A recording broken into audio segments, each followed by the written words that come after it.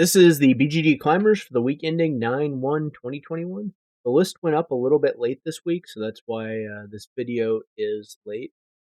This list is put together every week by Michael Alexander, and there's a bunch of stuff, so let's get into it. There's a bunch of new games that we're seeing on here, and we'll look at the sub 10 first. So, first one is Dune Imperium. This one is looking well on its way to hitting probably the top 10 games at some point. It's already got 10,000 ratings, which is enormous for a game that came out during the pandemic.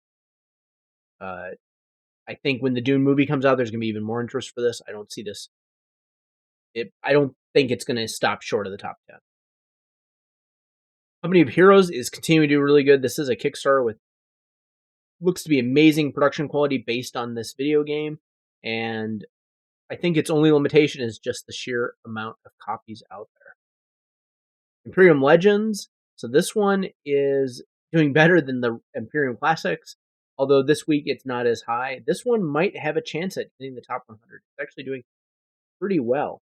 Although only 400 ratings, usually I wait for at least 1,000 before I decide. Crew Mission Deep Sea. The second version of the Crew. This is looking well on its way to the top 100. I don't know what to say. The reviews for it are pretty positive, I think. And Coffee Traders, ratings are starting to fall a little bit. I just think that the production looks amazing. I just don't know if the gameplay is as solid as some other heavy alternatives. So Terraforming Mars, Ares Expedition. This one went up a little bit. Now it's dropping a little bit more. My gut feeling on this is that it's going to land very close to the top 100. Maybe it'll either be in the top 200 or maybe it'll break, a little bit in the top 100. And number 10. So this one is War of the Rings 2nd Edition. This thing's been on the list for a long time. And it looks like the new expansion that came out is pushing it up a little. This went from rank 13 to rank 11, which is very surprising for a game that is this old. It is a solid game.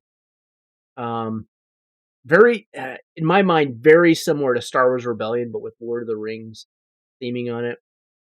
I do think I like the gameplay in Star Wars Rebellion a little bit better. I think that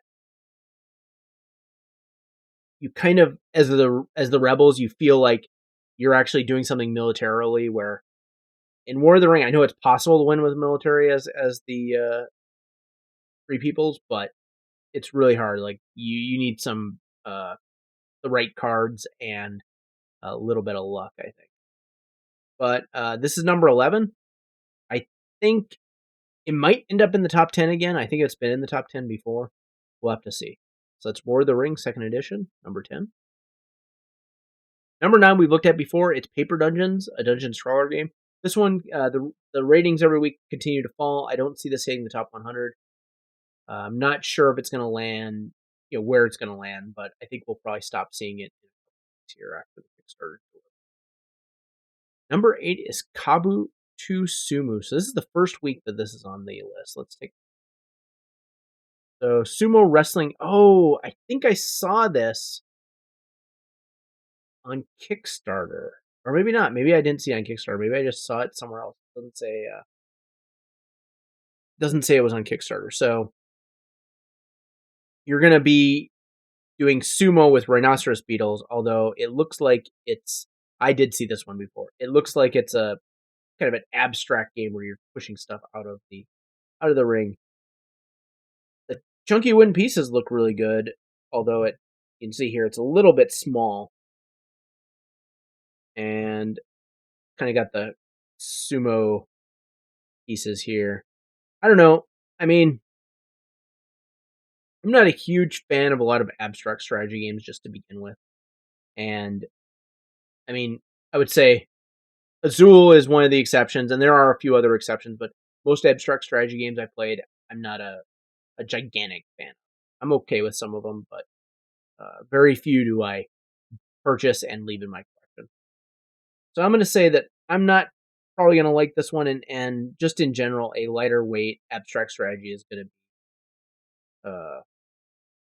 I think kind of a tough game to get into the top 100. And even the new ratings here are not the strongest for a game that just came out. So we'll see. We'll see how this does, but I'm not expecting any top 100 land, probably even top 500. That's number 8, Kabuto Sumu. Number 7 is Cartographer Heroes. So I don't think we've seen this in the previous weeks, at least in the top 10. Looks like the Kickstarter is just starting to get delivered, which is, I think, almost on schedule, which is impressive for a game that, kickstarted on the pandemic. The wait is, I think, about the same as Cartographer's first version, and this is a standalone expansion of Cartographers. I think it's supposed to improve on the monster mechanic a little bit, make it a little bit easier to defend against the monster mechanic. And whoever's drawing this is a really good, much better artist than I am. I went legendary cartographer. I think this game's going to do really well. Cartographers did really well. It's a game that I've been meaning to play. I just haven't had a chance to. I don't know if it's going to. It might hit. I mean, it might hit the top 100. I mean, roll and writes typically don't get up there, but maybe this one will. If it improves upon the Cartographer's formula that was already pretty popular, I think it is. But we'll see. So that's number 7, Cartographer's Heroes. Number 6 is So Clover. So we saw this game last week. It's a party game. I don't think it's going to do exceptionally well. It's doing okay, but I don't see it ending up in the top 100 still. It's just not starting off strong enough. And most party games on BGG rankings just don't do incredibly well. The majority of them. So it's number 6, So Clover. Number 5 is Cascadia. So this one continues to do really well. We've seen it climb up the list very fast. It's still getting 8 point somethings with over 1,300 rings. I think this thing is definitely going to end up in the top 100 at some point. And I am interested to try it out. I think the outdoors theme, I think, really appeals to a lot of people. Maybe even more since the pandemic happened, and people have been, I think, seeking vacations, more national parks and things where you're kind of out in the wilderness instead of around big cities and stuff. So that may be, making this theme expand on people, or more interesting to people. Although, games like Wingspan stuff have done well. So this is Cascadia, number 5. I think we'll be seeing this in the top 100 at some point. Number 4 is Regicide. So we've looked at this game before. It's a cooperative card game. It's doing okay for the initial ratings, but not exceptionally well. So I don't think we'll be seeing this one ending up in the top 100 anytime soon. I think it'll be, maybe top 500, if that, just from it. It's kind of a slow start. But, we'll see. That's number 4, Regicide. Number 3 is Descent, Legends in the Dark. So this game continues to do well. The initial ratings of this were not the strongest because of, I think, partially because of the price. And they may have detracted from the game a lot. But it's very clear the people that are willing to spend that really do like this game. We've had a number of weeks around 8.5.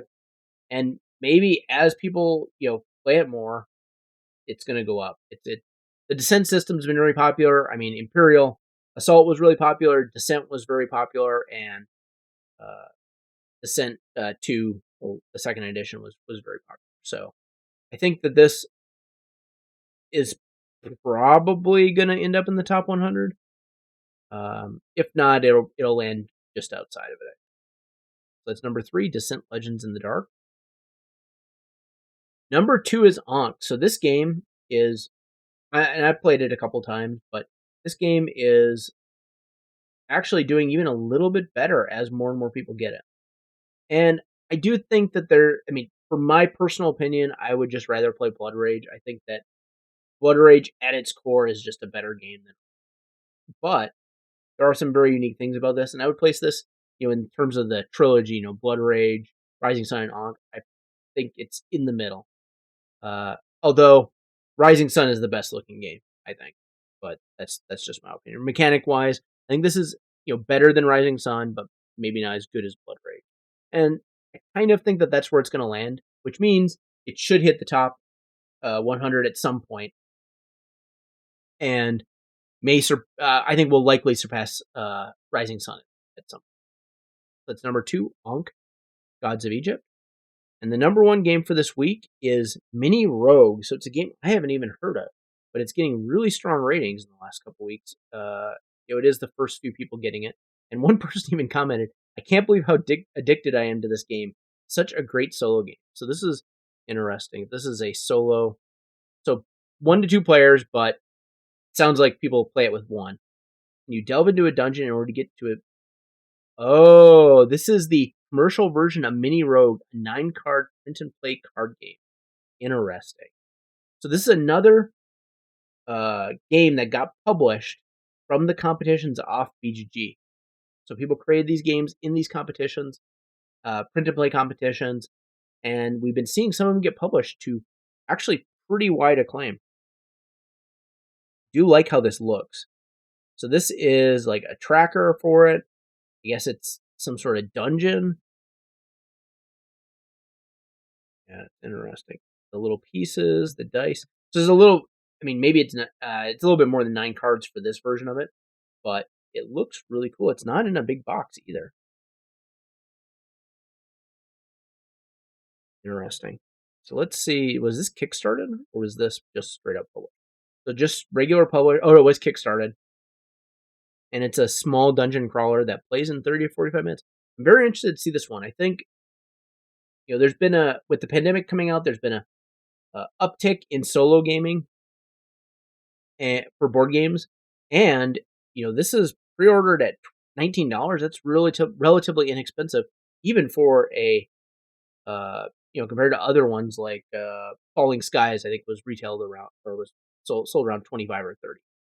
So, I'm interested to see how this one does. I'm intrigued by it, and I may have to look into it because I think for me, if I'm solo gaming, a 30 to 45-minute game is probably ideal. I don't know if I want to sit down and do like 3-hour long game. I had problems getting Seventh Continent to the table just to play by myself. I intended it to play with my wife, but we just haven't had time to do that, even during the pandemic with kids. So there you have it.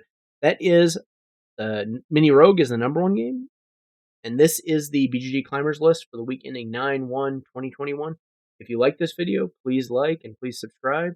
And please take a look at our other videos. Thank you.